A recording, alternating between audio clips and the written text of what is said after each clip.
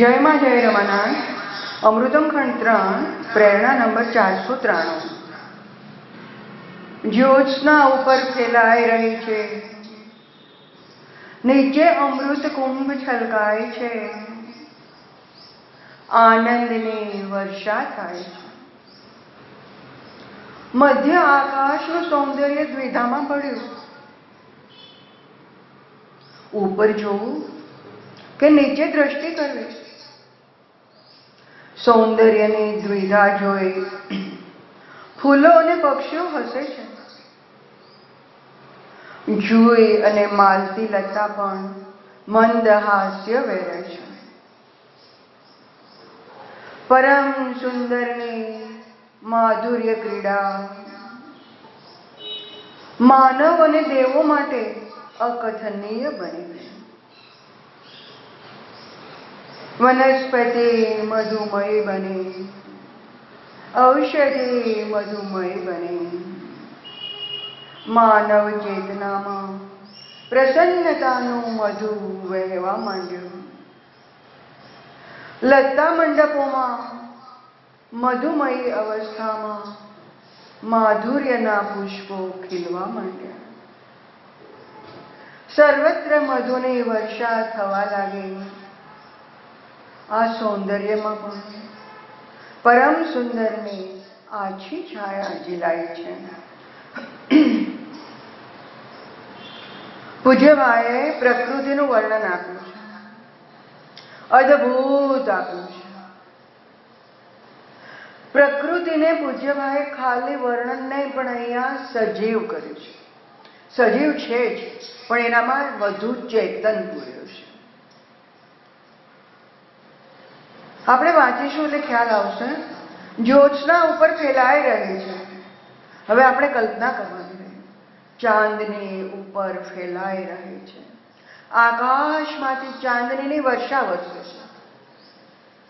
મસ્ત શીતળ, રૂપેરી, આનંદદાયક, ઠંડક આપનાર, શીતળતા આપનાર ચાંદની ઉપર ફેલાઈ રહી છે.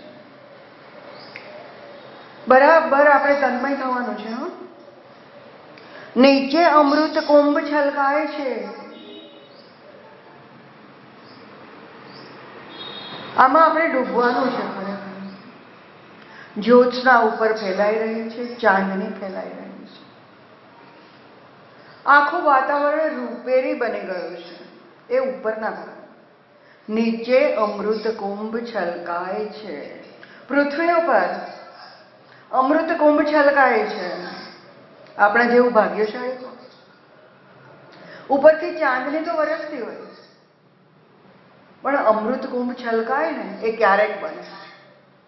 અને એમાં આપણે હાજર હોઈએ, આપણને અનુભવ થાય તો આપણા જેવું ધન્યાતિ ધન્ય બીજું કોઈ નહીં. આને કારણે શું થાય? આનંદની વર્ષા થાય છે. આનંદની વર્ષા છે. જેવો તેવો આનંદ નથી, નાનો સૂનો નથી, નાનો મોટો નથી. આ તો વર્ષા રૂપે આનંદ વરસી રહ્યો છે.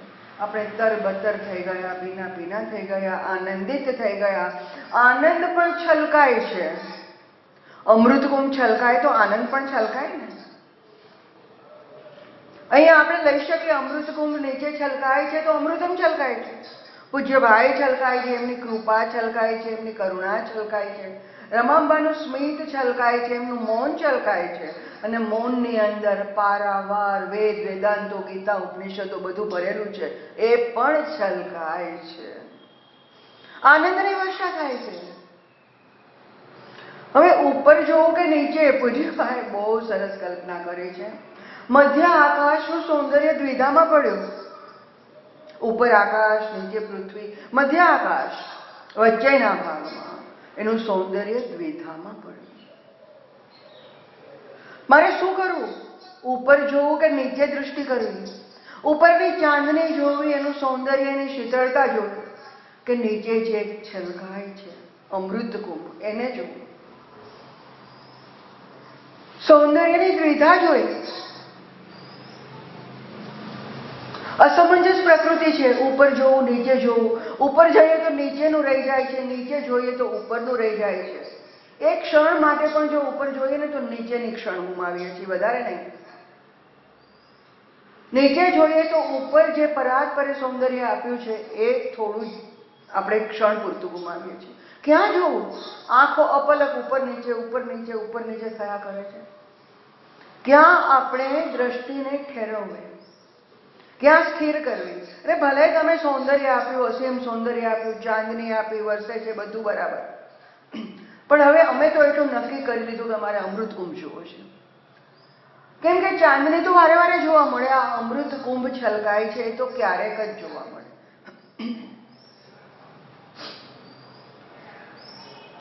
ફૂલો અને પક્ષીઓ સૌંદર્યની દ્વિધા જોઈને હસે છે, એ લોકો પણ મલકાય છે કે આ ક્યાં જોવાનું, આટલું સરસ સૌંદર્ય.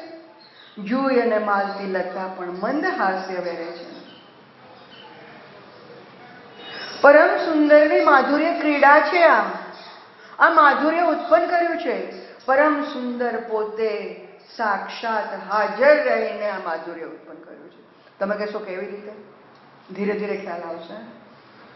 પરમ સુંદરની માધુર્ય ક્રીડા માનવ અને દેવો માટે અકથનીય બની ગઈ.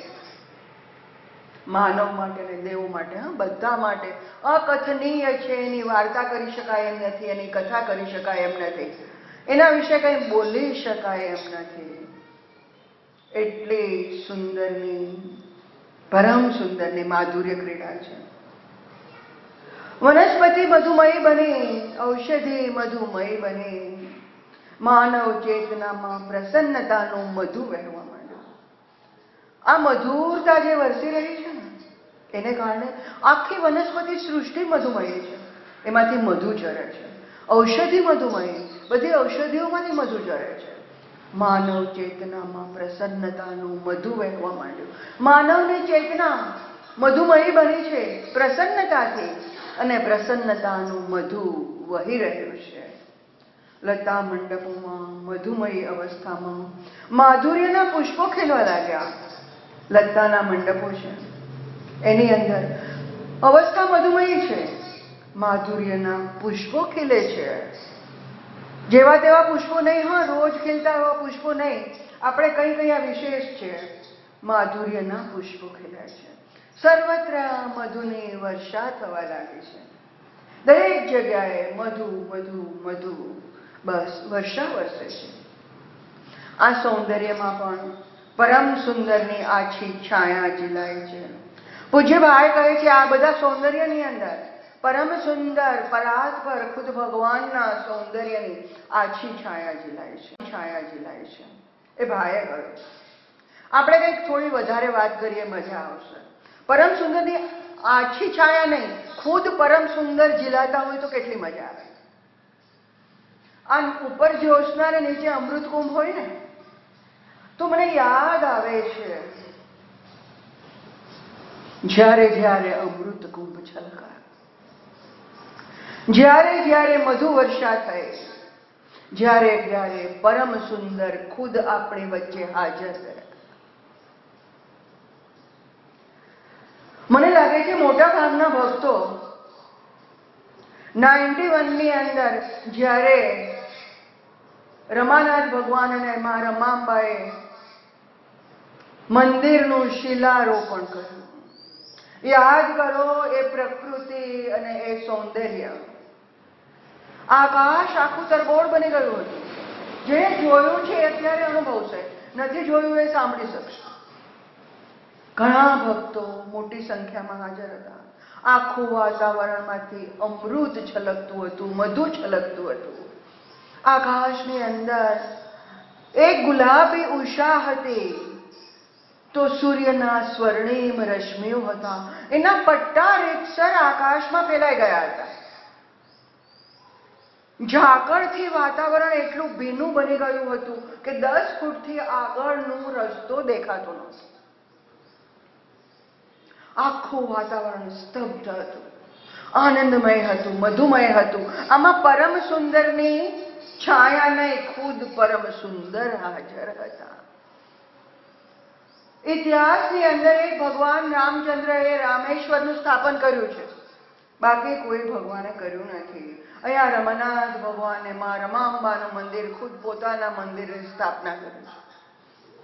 બંને જણ પૂજામાં બેઠા છે. બંને ભાઈએ કોટ પહેર્યો છે, શર્ટ ને બધું બહુ સરસ લાગે છે, એકદમ આનંદમય લાગે છે.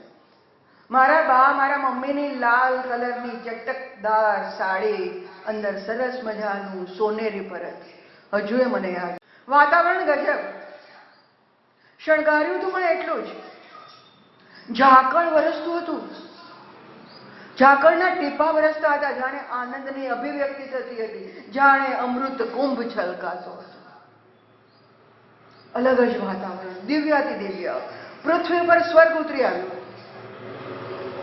અમે પહોંચી ગયા. ગાડીમાં બેસીને પૂજ્ય ભાઈ અને રમાંબા આવ્યા. એમના ગાડીથી માંડીને ખુરશી સુધી જવા માટે ફૂલોની ચાદર બિછાવેલી, પરંતુ એના પર પગ નહીં મૂક્યા. ફૂલો કોમળ છે, એના પર હું કેવી રીતે ચાલી શકું? પણ છતાંય જાણે ફૂલોનો આર્તનાદ થતો હોય ને કે અમે નકામા કેમ પડ્યા છે. અમારી તો ઈચ્છા હતી કે તમારા ચરણ પડે. પૂજ્ય ભાઈ આગળ નીકળ્યા, રમાંબા પણ પાછળ નીકળ્યા, પરંતુ જાણે આર્તનાદ સંભળાયો એમ પાછા વળીને ફરીથી એણે ફૂલની પુકાર સાંભળી હોય એવી રીતે પાછા વળીને પોતે એના પર ચાલ્યા. એ ફૂલોની પોકારને કારણે, એની અંતરની તીવ્રતાને જ કારણે એની ઈચ્છાને સંતોષ આપ્યો. બંને જણે પૂજન કર્યું. 20 થી 25 મિનિટ. અને વાતાવરણ અતિ દિવ્ય, અતિ દિવ્ય. બહારનું કંઈ દેખાતું નહોતું, કંઈ સંભળાતું નહોતું, કંઈ સમજાતું નહોતું. એમાં ડૂબી ગયા હતા. ઘણા બધા ડૂબ્યા છે. જ્યારે આ વર્ણન કરું છું ત્યારે મને લાગે છે જે હાજર હતા એ બધા અત્યારે એ વસ્તુ અનુભવતા હશે. આ અમૃત કુંભ છલકાયો, પૃથ્વી પર છલકાયો, પૂજ્ય ભાઈએ છલકાવ્યો. ખાલી કલ્પના કરવાની નથી. પરમ સુંદરની છાયાની છાયા નહીં, પણ પરમ સુંદર પોતે લાવણ્યમય માં રમાંબા. સૌંદર્યની ભાઈએ વાત કરી છે, તો સૌંદર્યતા તો હોઈ શકે, કોઈમાં પણ હોઈ શકે, સામાન્ય હોઈ શકે, કોઈનામાં કમ્પેરેટિવલી વધારે હોઈ શકે, પણ લાવણ્ય બહુ અલગ વસ્તુ છે. સુંદરતાની સામે લાવણ્ય શબ્દ બહુ રીચ છે. આ લાવણ્યમય માં રમાંબા, એનું લાવણ્ય નીકળે છે, એનો પ્રેમ નીકળે છે. એક અદ્ભુત વાતાવરણ છે, દિવ્ય વાતાવરણ છે, દિવ્યાતિ દિવ્ય. 91 અમૃત કુંભ છલકા. આપણે બધાએ જોયું છે, અનુભવ્યું છે. આનાથી પણ બીજા અલગ અલગ સમયે અમૃત કુંભ છલકાયો છે. કદાચ આપણે હાજર નહોતા, કદાચ હતા. 1920 પૂજ્ય ભાઈનું પ્રાગટ્ય. અમૃત કુંભ છલકાયો. રાતના 1 વાગ્યાની આજુબાજુ. આખું વાતાવરણ દિવ્યાતિ દિવ્ય, જે આપણે જોયું નથી, આપણી કલ્પનામાં છે. 1926 ની અંદર માં રમાંબાનું પ્રાગટ્ય. અમૃત કુંભ છલકાયો. આનંદની વર્ષા થઈ, જે આપણે સાંભળવાનું છે, આપણે જોયું નથી. 1943 બંનેનું મહામિલન, મેરેજ. અમૃત કુંભ છલકાયો. વાતાવરણ દિવ્યાતિ દિવ્ય બન્યું. ત્યાર પછી 1962 શ્રુતિનું વાસ્તુ. ત્યારે મેં જોયું છે, હું હાજર. એના ફોટોગ્રાફ્સ પણ છે. બંને જણ જ્યારે વાસ્તુની અંદર યજ્ઞમાં બેઠા, બધા દેવી દેવતાઓ હાજર હતા. વાતાવરણ ચિન્મય હતું, અદ્ભુત હતું, દિવ્ય હતું, પવિત્રાથી પવિત્ર હતું. ત્યાર પછી 1977, મારે નહીં કહેવું જોઈએ, પરંતુ પૂજ્ય ભાઈ પ્રેરણા કરેલી તો બોલી જાઉં છું. વદ દસમ એટલે દેવપોઢી 11 ગઈ. દેવપોઢી 11 પછી કોઈ લગ્ન ના કરે. મારા નાનીએ ના પાડેલી કે દેવપોઢી 11 ગઈ, બેબીના લગ્ન નહીં થઈ શકે. પૂજ્ય ભાઈ ત્યારે પરાવાણીથી બોલ્યા, લગ્ન કોને ઘરે છે? લગ્ન કોને ઘરે છે? દેવો પોઢવાના નથી, બધા ઉઠીને આવશે. મને દેવપોઢી 11 નડતી નથી. વદ દસમના લગ્ન થયા મારા. અને ત્યારે પરાવાણીથી એ જ સમયે પૂજ્ય ભાઈ બોલેલા કે 10 ફૂટને અંતરે ઉપરના ભાગમાં બધા જ દેવદેવીઓ, બ્રહ્મા બ્રહ્માણી, ઇન્દ્ર ઇન્દ્રાણી, શિવ પાર્વતી, બધા જ દેવદેવીઓ લાઈનસર બધા ગોળાકારની અંદર ખાલી 10 ફૂટને અંતરે શ્રુતિમાં બધા પ્રગટ થયા હતા. આ પરાવાણી છે. મારી વાત કહેવા માટે હું કહેતી નથી, પણ આ તો પૂજ્ય ભાઈને ત્યાં પ્રસંગ છે માટે એનું મહત્વ છે. ત્યાર પછી આ શ્રુતિની વાત કરું છું. પ્રસંગો ઘણા બધા છે ત્યારે અમૃતકુંભ છલકાયા હોય. 89 ભાવિનને જનોએ આપી ત્યારે મંડપમાં આવીને પૂજ્ય ભાઈ અને મમ્મીએ આશીર્વાદ આપેલા. એ પણ શ્રુતિના ચોકમાં જ, મેરેજ પણ શ્રુતિના ચોકમાં જ. આ શ્રુતિમાં જ બધું અબળ્યું છે. આમની અદ્ભુત લીલા ત્યારે પણ એમણે અમૃતકુંભ છલકાવ્યો. પૂજ્ય ભાઈએ ભાવિનના કાનની અંદર ગાયત્રી મંત્ર આપેલો. અદ્ભુત વાતાવરણ, અદ્ભુત, દેવોને પણ દુર્લભ. અમૃતકુંભ છલકાયેલો, આનંદનું પરિસર ચારે બાજુએ ફેલાઈ ગયેલું. પરિસરમાં આનંદના મોજા ફેલાઈ ગયેલા. વાતાવરણ અલગ જ હતું.